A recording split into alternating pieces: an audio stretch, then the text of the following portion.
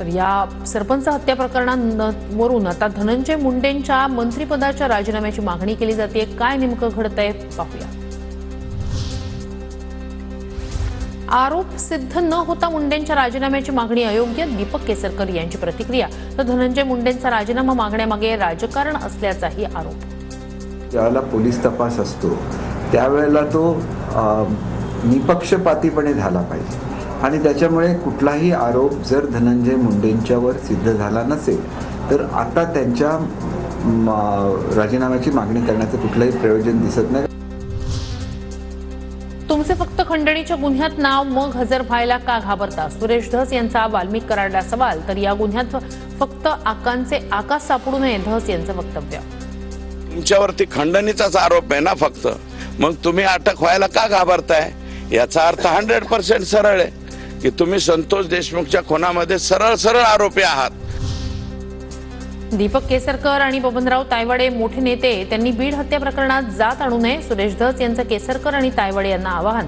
तर धनंजय मुंडेंचा राजीनामा मागितला नाही, धस यांच्याकडून स्पष्ट। अरे बाबा, ओबीसीचं जरी गेलं असतं तरी आम्ही असंच बोललो असतो। कुणाला पटतंय? कोणत्या ओबीसीला पटतंय का? काय दीपक केसरकर, तायवाडे साहेब? कुठले तायवाडे? ओबीसी हा, तिथं लय मोठा झेंडा लावलेला आहे। आला अंजली दमानी यांच्या सत्यशोधक आंदोलनाचा आज दुसरा दिवस। बीडच्या जिल्हाधिकाऱ्यांची घेतली भेट। वाल्मिक कराडला अटक होईपर्यंत लढा सुरूच ठेवण्याचा निर्धार। बीड हत्येप्रकरणी अंजली दमानी यांकडून दिशाभूल, राष्ट्रवादीच्या सुरज चव्हाणांचा आरोप। तर दमानी यांना प्रकरणापासून दूर ठेवण्याची पोलीस अधीक्षकांना विनंती। 3 फरार आरोपींना पकडण्यास उशीर होतोय हे चांगलं नाही, रामदास आठवलेंकडून नाराजी व्यक्त। देशमुखांची हत्या महाराष्ट्राला कलंक लावणारी घटना असल्याचीही प्रतिक्रिया। बीड हत्येप्रकरणी लातूर, बीड नंतर बुलढाण्याच्या सिंदखेड राजामध्ये मूकमोर्चा।